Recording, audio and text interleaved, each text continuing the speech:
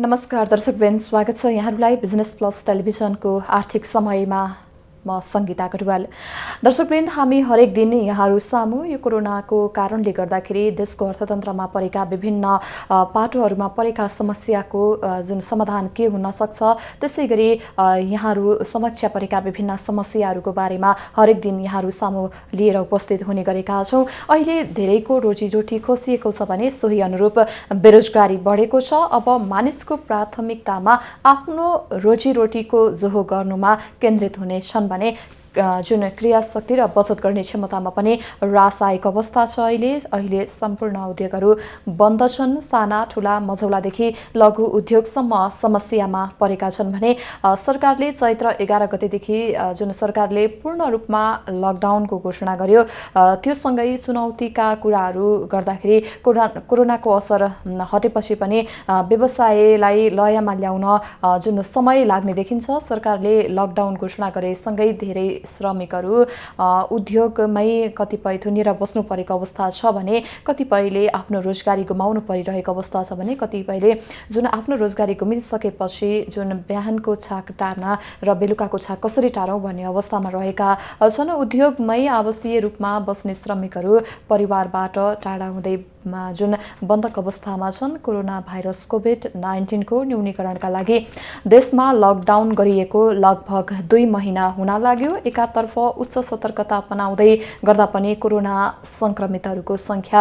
दिन प्रतिदिन बढ्दो क्रममा रहेको छ भने अर्कोतर्फ अधिकांश उद्योग कल कारखानाहरू पनि ठप्प अवस्थामा रहेका छन्। यतिखेर केही दैनिक खाद्य व्यवस्थासँग सम्बन्धित र अत्यावश्यक व्यवसाय मात्रै चलेका छन्। यसै सेरोफेरोमा रहेर आज हामी विभिन्न व्यक्तित्व, विभिन्न उद्योगी व्यवसायीहरूसँग कुराकानी गर्नेछौँ। यतिखेर हामीसँग हुनुहुन्छ उद्योग वाणिज्य महासङ्घका उपाध्यक्ष किशोर कुमार प्रधानजी हुनुहुन्छ। उहाँसँग कुराकानी गरौँ। उपाध्यक्षज्यू, यहाँलाई स्वागत छ। नमस्कार सबैलाई। हजुर, अहिले कोरोना भाइरस नियन्त्रण गर्न लगाइएको लकडाउनले नेपालको अर्थतन्त्रमा नकारात्मक प्रभाव पर्ने विश्लेषण धेरैतिरबाट आइरहेको छ। तपाईले नेपालको उद्योग व्यवसाय अब कसरी चल्ने देख्नु भएको छ? सबभन्दा ठुलो कुरा के छैन, वास्तवमा अहिले कोभिड-19 ले जुन विश्वभरि परेको प्रभाव चाहिँ मान्छेको जीवनको सुरक्षाको प्रभाव एउटा ठुलो च्यालेन्जको रूपमा छ भने अर्को चाहिँ तपाईलाई आर्थिक अवस्थाको अभाव पनि ठुलो च्यालेन्जको रूपमा हाम्रो बीचमा आएको छ। तर हामी उद्योगी व्यवसायी जहिले पनि अप्टिमिस्टिक भएर हिँड्ने समाज भएको, हाम्रो व्यवसाय भएको र हामी चाहिँ यसलाई चाहिँ कहिले पनि कस्तै समस्यालाई पनि समाधान गर्नको लागि हामी अगाडि बढ्छु भनेर चाहिँ हामी तयार रहेको व्यक्तिको रूपमा चाहिँ उद्योगी व्यवसायको हामीले एउटा मूल्याङ्कन गरिरहेको अवस्था छ। अहिले नेपालमा जुन कोभिड-19 ले परेको असर र दिन प्रतिदिन तपाईलाई जुन हिसाबले यो रोगको चाहिँ क्षमताको विषयमा हामीलाई लिएर रोगको चाहिँ डे बाई डे क्वान्टिटी बढिरहेको अवस्था छ। यो क्वान्टिटीलाई चाहिँ अब क्वान्टिटी बढ्ने समस्या एकातिर छ भने हामीले कसरी रोगसँग लडेर आफ्नो उद्योग सञ्चालन गर्ने भन्ने आफ्नो हामीलाई च्यालेन्ज छ। र अहिलेको अवस्थामा चाहिँ अब यो कोभिडको पोस्ट कोभिडको रूपमा चाहिँ हामीले समस्यालाई मात्रै होइन समाधानको बाटोहरू पनि प्रशस्त, जस्तो रोजगारीको जति पनि अहिले भनौँ न, जहिले रोजगारीको समस्या प्रशस्त पर्ने सम्भावनालाई हामीले कसरी कृषिको उत्पादनमा जोड दिएर हामीले रोजगारीलाई प्रोत्साहित गर्ने, अथवा अब तपाईको चाहिँ उत्पादनमूलक चाहिँ उद्योगहरूलाई कसरी सञ्चालन गरेर बढीभन्दा बढी स्वदेशी उत्पादनलाई उपयोग गर्ने, प्रवादन गर्ने, यो सम्पूर्ण कुरालाई चाहिँ नेपाल सरकारको नीति र नियममा भर पर्छ। हेर्नुहोस्, अहिले जस्तो कि अहिले नेपाल सरकारले 44 वटा उद्योग चाहिँ खोल्नुपर्छ भन्ने कुराको निर्देशन दियो, तर व्यवहारमा त्यो निर्देशन लागू नभएको कारणबाट चाहिँ के हुन्छ भने त्यो 44 प्रकारका उद्योगहरू खोल्नको लागि प्रशस्त समस्याहरू हामीले झेल्नु परेको छ। त्यो समस्या झेल्नु परेको कारण चाहिँ के हो भने सङ्घीय सरकार र प्रादेशिक र स्थानीय सरकारसँग एकअर्कासँग समन्वय नभएको र विशेष गरी चाहिँ तपाईँको प्रहरी प्रशासनसँग चाहिँ समन्वय नभएको हामीले बुझेका छौँ। गृह मन्त्रालयसँग चाहिँ जुन गृह मन्त्रालयको मातहतमा रहेको प्रहरी प्रशासन जति पनि हुनुहुन्छ उहाँहरूसँग प्रपर समन्वय नभएको कारणबाट चाहिँ गाडीहरूलाई चाहिँ कच्चा पदार्थ लगेको जुन कि नरोक्नु भनेको चाहिँ नेपाल सरकारले उद्योग मन्त्रालय अन्तर्गत निकालेको सूचना अनुसारले नरोक्नु भनेको चिजलाई पनि रोकिरहेको र दुई तिन चाहिँ एउटा इन्टेन्सन चाहिँ के देखियो भने रोकेर आफ्नो प्रभुत्व देखाउने इन्टेन्सन एउटा चाहिँ देखिएको छ भने त्यसबाट आउने नोक्सानको बारेमा मूल्याङ्कन भएको छैन। र जहाँसम्म अहिले हामीले नेपालको चाहिँ पोस्ट कोभिडको कुरा गरौँ, सबभन्दा नोक्सान भएको टुरिज्म सेक्टर हो र त्यसमा पनि होटल पर्यटन, यो हवाई उद्योगहरू, यातायात उद्योगहरू सबभन्दा ठुलो मार्का परेको अवस्था छ। त्यसै गरी अब अहिले बन्द भएका उद्योगहरू भनौँ न, करिब अब तपाईँले एसेन्सियल्स जो कि हामीले औषधि उत्पादन भयो अथवा खाद्यान्नको उत्पादनका उद्योगहरूलाई 15 देखि 40% जुन रेसियोमा चलाइरहेको छ त्यसको पनि फुल प्रोडक्सनमा हामी छैनौँ। तर बाँकी उद्योगहरू जुन बन्द भएको छ त्यसलाई खोलाउने जुन प्रयास भइरहेको छ सरकारको, त्यो प्रयास चाहिँ अहिलेको अवस्थामा सफल भएको हामीले मानेको छैनौँ। र अहिले पनि हामीलाई धेरै होमवर्क गर्नु छ। अहिले पनि त्यो होमवर्क गरेर हामीले खोल्ने प्रयासमा छौँ। एउटा कुरा के छ, सरकारले हामीले समय भनिरहेका छौँ, सरकारले हामीसँग कसरी उद्योग खोलेर यसलाई चाहिँ समन्वयकर्ताको भूमिका र प्रहरी प्रशासन, स्थानीय सरकार र प्रादेशिक सरकारसँग सल्लाह नगरिकन एकैचोटि जुन आदेश दिने प्रक्रिया भयो, त्यो प्रक्रियाको कारणले चाहिँ हामीले उद्योग अहिले तुरन्तै खोल्न सकिनौँ। र अर्का जुन मापदण्ड अनुसारले सरकारले उद्योग सञ्चालन गर्नुपर्छ भने जुन मापदण्ड चाहिँ हामीले दिनुभएको छ त्यसमा पनि चाहिँ अलिकति सेन्सिटिभ कुराहरू थुप्रै छन्। जस्तो कि त्यसको रिस्पोन्सिबिलिटी कसले लिने, भोलि सपोज हामीले भित्रै राखेर सबै मापदण्ड अपनाएर हामीले काम गर्दै पनि मजदुरहरूलाई कुनै कोभिडको कुनै इन्फेक्सन भयो अथवा त्यस्तो भयो भने सिङ्गी समाजले नि त्यस उद्योगको चाहिँ हानि नोक्सानी गर्ने चाहिँ जुन इन्टेन्सनहरू हुन्छ, जुन प्रकारको वातावरण सिर्जना हुन्छ अथवा त्यसमा भएका क्षति नोक्सानीहरू अगर सम्भवतः भयो भने सरकारले त्यसको चाहिँ ग्यारेन्टी लिनु पर्यो भन्ने यस्ता कुराहरूलाई, इस्युहरूलाई चाहिँ हामीले सरकारसँग छलफल गर्नुभएको भए हामी उहाँलाई सम्झाएर अब यो अवस्थामा इन्सुरेन्सको पोलिसीलाई सरकारले हामीलाई दिलाएर हुनसक्छ अथवा कुन सुरक्षाको दृष्टिकोण अपनाएर उद्योगलाई सरल र सहज तरिकाबाट सञ्चालन गर्ने प्रक्रियामा हामी जान सक्छौँ भन्ने चाहिँ विचार विमर्श हाम्रो बिचमा नभएको कारणले अहिले सरकारले चाहिँ निर्देशन दिए पनि अहिलेसम्म हामीले उद्योगहरूलाई चाहिँ राम्रो तरिकाबाट सञ्चालन गर्ने अहिले प्रक्रियामै छौँ भन्नु पर्यो। केही उद्योगहरूले सुरु गर्ने वातावरण सुरु गर्दै पनि हामीले सुरु गर्ने अवस्था नरहेको र सुरु गर्नलाई अझ पनि हामीलाई सुरु गर्ने नै हो भने हामीलाई पूर्ण रूपमा सहयोग प्राप्त गऱ्यौँ भने अझ पनि 15 दिन जति लाग्ने, मजदुरहरूलाई एक ठाउँबाट अर्को ठाउँमा आउने समस्या अथवा हाम्रो टेक्निसियनहरू बाहिर गएको मान्छेलाई बोलाउने समस्या अथवा एडमिनिस्ट्रेसन अफिसरहरूलाई पनि चाहिँ बाटोमा चाहिँ रोक्ने अवस्था, यो सम्पूर्ण अवस्थाहरूले चाहिँ एउटा भ्रम सिर्जना गरेको छ र भ्रमको कारणबाट चाहिँ उद्योग धन्दा चल्न नसक्ने अहिले अवस्था भएको छ। उद्योग धन्दा खोल्न पनि हामीलाई गाह्रो भएको छ। सामान ओसार पसार र मेटेरियल ल्याउने समस्या, अब भनौँ न र मेटेरियल ल्याउँदाखेरि बाटोमा 50 ठाउँमा चाहिँ प्रहरीले चाहिँ हस्तक्षेप गर्ने अथवा प्रहरीले रोक्ने जुन एउटा चाहिँ हेरासमेन्ट गर्ने जुन एउटा प्रकृति छ, त्यो प्रकृतिबाट चाहिँ कमसेकम जबसम्म हामी त्यसलाई चाहिँ राम्रो तरिकाबाट सुल्झाउँदैन तबसम्म चाहिँ उद्योग धन्दा पूर्ण रूपमा चला जस्तो मलाई लाग्दैन। त्यस कारणले चाहिँ हामी त्रसित छौँ। हजुर, जुन अहिलेको अवस्थामा सरकारले जुन नीति तथा कार्यक्रम प्रस्तुत गरिसकेको छ, जुन प्रस्तुत गरेको नीति तथा कार्यक्रम यहाँलाई कस्तो लाग्यो? नीति तथा कार्यक्रम जुन सरकारद्वारा सम्माननीय राष्ट्रपतिले अस्ति प्रस्तुत गर्नुभयो, त्यो नीति तथा कार्यक्रममा चाहिँ हामीले चाहिँ पुरानै ढर्राको सबै वातावरण सिर्जना भएको जस्तो लाग्छ। किनभने अहिले हामीले नीति तथा कार्यक्रममा फोकस गर्नुपर्ने कोभिडको जुन पोस्ट कोभिडमा गर्नुपर्ने यो वर्ष दिनमा गर्नुपर्ने जति पनि कार्यक्रमहरू त्यसमा आएको छैन। त्यो नआएको र विशेष गरी हाम्रो रिकभरी प्याकेजहरू जुन उद्योग धन्दालाई कसरी सञ्चालन गर्दाखेरि चाहिँ व्यवस्थित रूपमा कसरी उद्योग धन्दालाई फेरि पुनर्सञ्चालन गर्ने कुराहरू पनि यसमा केही आएको छैन भन्ने कारणबाट नै हिजो नेपाल उद्योग वाणिज्य महासङ्घले एउटा प्रेस कन्फरेन्स गरेर नेपाल सरकारलाई स्टेट रूपमा के भनेको छ भने 15 गतेको बजेटमा हामीले सोचेको जस्तो हामीले जस्तो कि ब्याङ्क ब्याजको कुरा भनौँ, एक हिसाबले भनौँ न, अब अहिले जुन ब्याङ्क ब्याजको कुराहरू चाहिँ रिस्ट्रक्चरिङ कुराहरू, अब तपाईँको चाहिँ अरू मजदुरका कुराहरू, मतलब जो इम्पोर्टेन्ट कुराहरूलाई र कोभिडमा परेर अहिले हस्पिटलहरूको निर्माणको कुराहरू जो कि तुरन्तै गर्नुपर्ने कुराहरू, सुरक्षाको कुरादेखि लिएर तपाईँलाई हाम्रो उद्योग व्यवसाय सञ्चालन गर्ने कुराहरूको लागि गभर्मेन्टले कुनै पनि एड्रेस गरेको जस्तो फोकस गरेको जस्तो हामीले पाएनौँ। त्यसकारणले हामी चिन्तित भएर हिजो हामीले एउटा पत्रकार सम्मेलन गरेर त्यस चाहिँ आफ्नो दुखेसो पुगेका छौँ र हामीले एउटा स्टेट रूपमा सरकारलाई भनेका छौँ कि अगर 15 गतेको बजेटमा हाम्रो कुराहरू पुरा हुँदैन भने हामीले बाध्यवश हामीले चाहिँ उद्योग धन्दा बन्द गर्नुपर्छ र उद्योग धन्दाको चाबी हामीले सरकारलाई बुझाउनु पर्ने अवस्था हुन्छ। व्यवसायिकहरूले सम्पूर्ण पसलहरू बन्द गरेर आफ्नो व्यवसाय पनि बन्द गर्नुपर्ने अवस्था हुन्छ भन्ने कुरा हामीले नेपाल सरकारलाई स्टेट रूपमा हिजो पत्रकार मार्फत हाम्रो माननीय श्रीमान अध्यक्षज्यूले भनिसक्नु भएको कुरा हो र वरिष्ठ उपाध्यक्षले पनि त्यो कुरा भनिसक्नु भएको छ। हाम्रो त्यसमा एकबद्धता छ। हामीले सम्पूर्ण जिल्ला नगर उद्योग वाणिज्य सङ्घसँग सम्पर्कमा छौँ। प्रत्येक दिन म 20 वटा 25 वटा जिल्ला नगर उद्योग वाणिज्य सङ्घको सम्पर्कमा बसिरहेको छु।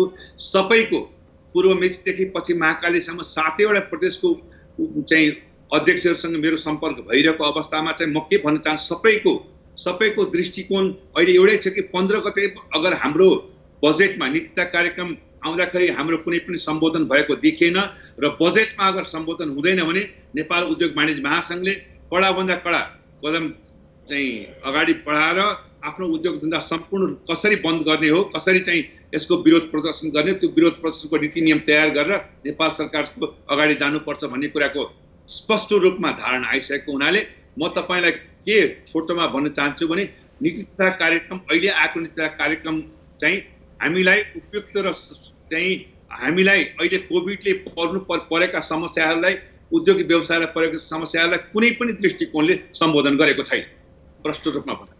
हजुर, जस्तै जुन यो बजेट आउने क्रममा रहेको छ, आगामी जेठ 15 गते जुन 77-78 को बजेट सार्वजनिक हुँदैछ, यसको तयारीमा सरकार जुटेको छ। यहाँहरूले पनि सुझावहरू दिइसकेका छौँ भनेर भन्नुभयो। यो कोरोना महामारीका बीचमा आउने बजेट चाहिँ कस्तो हुनुपर्छ, यहाँहरूको माग चाहिँ के रहेका छन् नि? माग चाहिँ तपाईको जस्तो कि स्पेशली तपाईलाई एउटा स्पेसिफिक रूपमा भन्दाखेरि हामीलाई अहिले जुन राहत होइन, हामीलाई चाहिँ आफ्नो अधिकार हामीले चाहिएको छ भन्ने कुरा गरेका छौँ। ब्याङ्कको ब्याजको सम्बन्धमा हामीले कुरा गरेका छौँ। रिफाइनेन्सिङको कुराहरू हामीले गरेका छौँ। तलब भनौँ न, तलब 50% मात्रै हामीले दिने, मजदुरहरूलाई दिने अथवा कर्मचारीलाई दिने तलबको बारेमा अहिले जुन एउटा विषम परिस्थिति भएको छ, त्यो विषम परिस्थितिमा हामीले तलबको बारेमा कुरा गरेका छौँ। घर भाडाको विषयमा हामीले स्पष्ट रूपमा हामीले भनेका छौँ। जसको व्यवसाय घर भाडा छ त्यसले कसरी गर्ने त्यसको पनि हामीलाई हुनु पर्यो। त्यही व्यवसायले ब्याङ्कको ऋण तिर्ने हुन्छ, त्यही व्यवसायले त्यही घरबाट भाडा लिएर चाहिँ आफ्नो खर्च चलाउने व्यक्तिहरूको बारेमा हामीले एड्रेस गरेका छौँ। अनुगमन, जुन अनुगमनले अहिले त्रास फैलाएको छ, अनुगमन जुन प्रकारले अन्धाधुन जसको 2 लाख रुपियाँको कमाइ पनि छैन वर्षभरिमा त्यसलाई पसलहरूमा गएर 2-2 लाख रुपियाँ जुर्माना गर्ने जुन प्रक्रियाहरू छ त्यसको बारेमा हामीले माग गरेका छौँ।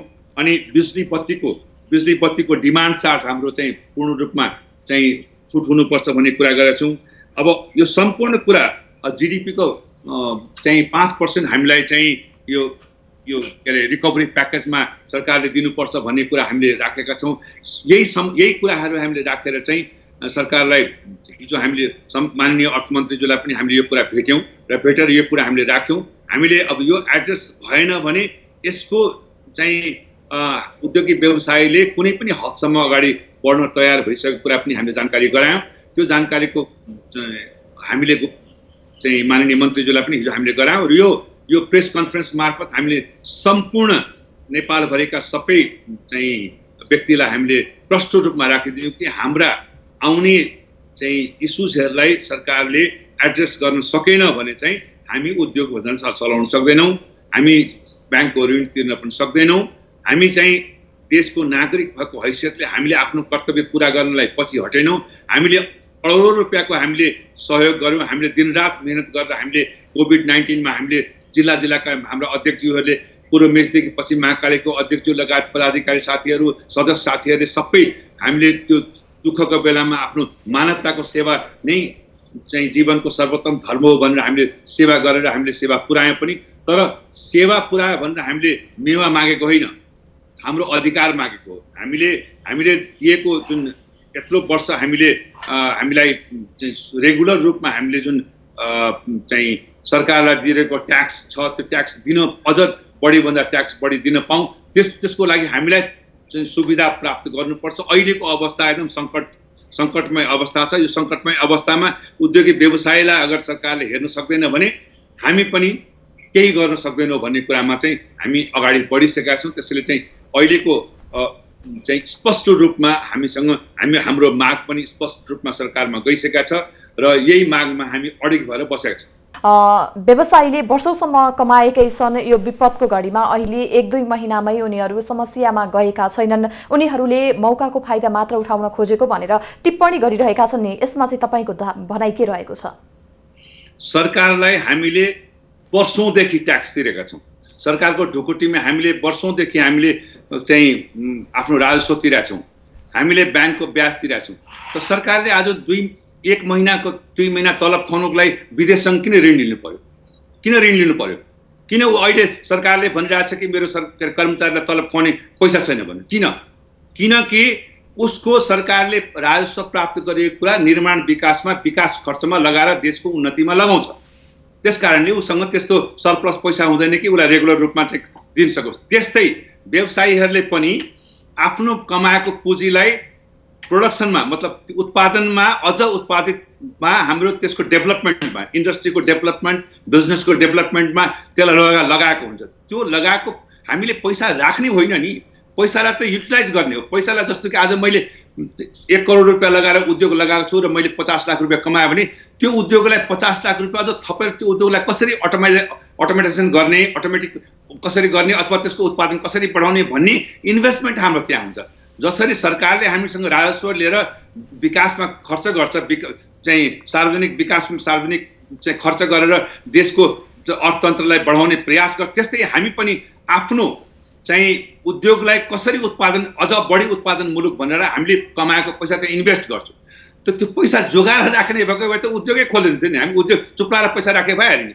त्यस कारणले सरकारले यो दलिल, कसैले पनि यो दलिल दिएको छ भने बहुत गलत कुरा भनेको छ।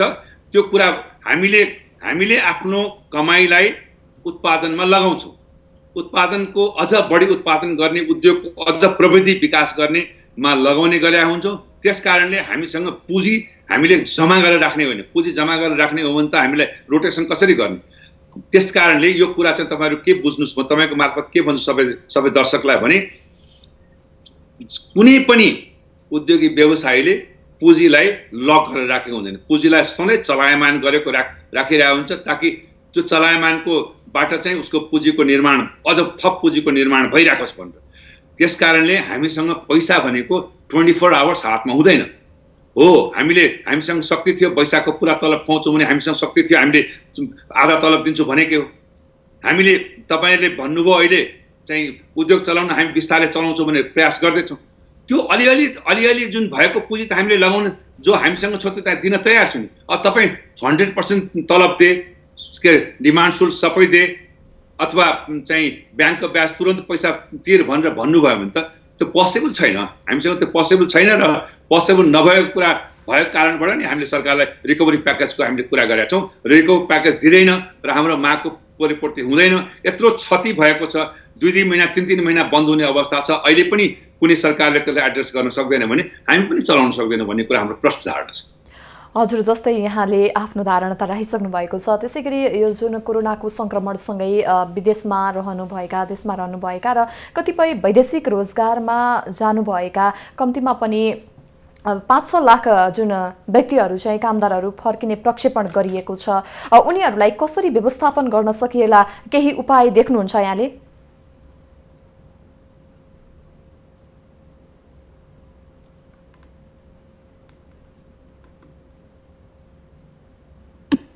उपाय छ। मैले नेपाल सरकारलाई हाम्रो बजेटमा दिने सुझावको बेलामा हामीले दिएका छौँ। जस्तो कि अहिले कृषि क्षेत्रमा अब जस्तो कि 5 लाख अनइम्प्लोइमेन्ट भएर विदेशबाट आउने चाहिँ हाम्रा मजदुर साथीहरू र यहाँ जति अनइम्प्लोइमेन्ट झन्डै 10 लाख जति हाम्रो यहाँ पनि अहिले सम्भावित अनइम्प्लोइड हुने सम्भावना छ। जस्तो इन्डियाबाट आउने अथवा यहाँको लोकल पनि सम्पूर्णलाई हामीले उत्पादन मुलुकको रूपमा चाहिँ उत्पादन मुलुक उद्योगमा तर अनि कृषिमा झन्डै 10 लाख मान्छेलाई हामीले इमिडिएट लगाउन सक्ने अवस्था छ।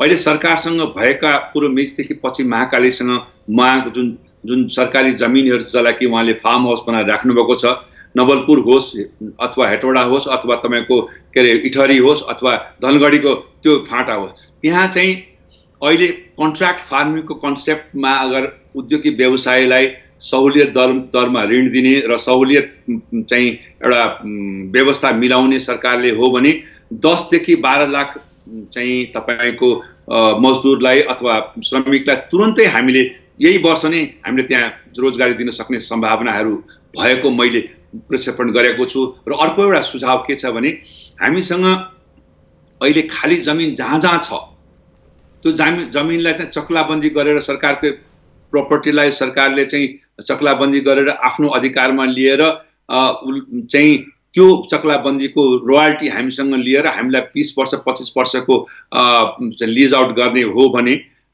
हामीले होल कन्ट्रीको डेभलपमेन्टमा झन्डै 30 लाख 35 लाख हामीले चाहिँ रोजगारी कृषिबाट नै सृजना गर्न सक्ने अवस्था हामीले देखेका छौँ। त्यसैले सरकारलाई यो सुझाव मैले स्पेसली बार सम्माननीय प्रधानमन्त्रीज्यूका पनि मैले सुझाव दिएको हुँ र त्यो पनि मैले माननीय अर्थमन्त्रीज्यूलाई यो सुझाव फेरि मैले यो अहिलेको तपाईँ इमिडिएट यो भूमि सुधार मन्त्रालय मार्फत यो नियम ल्याउनुहोस्, कन्ट्र्याक्ट फार्मिङ कन्सेप्ट ल्याउनुहोस्, एउटा चाहिँ कानुन बनाएर अगाडि बढौँ र अहिले तपाईँसँग भएको सरकारसँग भएको जग्गालाई इमिडिएट तपाईँ युटिलाइज गर्नेतर्फ चाहिँ व्यवसायीहरूलाई दिनुहोस् कन्ट्र्याक्टमा पूर्व मेचीदेखि पश्चिम महाकालीसम्म सरकारको आफ्नो जमिन कन्ट्र्याक्टमा दिने बित्तिकै त्यहाँ चाहिँ के अरे व्यवसायीहरूले त्यहाँ चाहिँ श्रमिकहरूलाई सजिलैसँग अहिले 3-4 लाख चाहिँ झन्डै यसै वर्ष चाहिँ कन्ज्युम गर्न सक्ने अवस्था रहेको छ। त्यसकारणले तपाईँहरूले अहिले खाली जमिन जुन सरकारले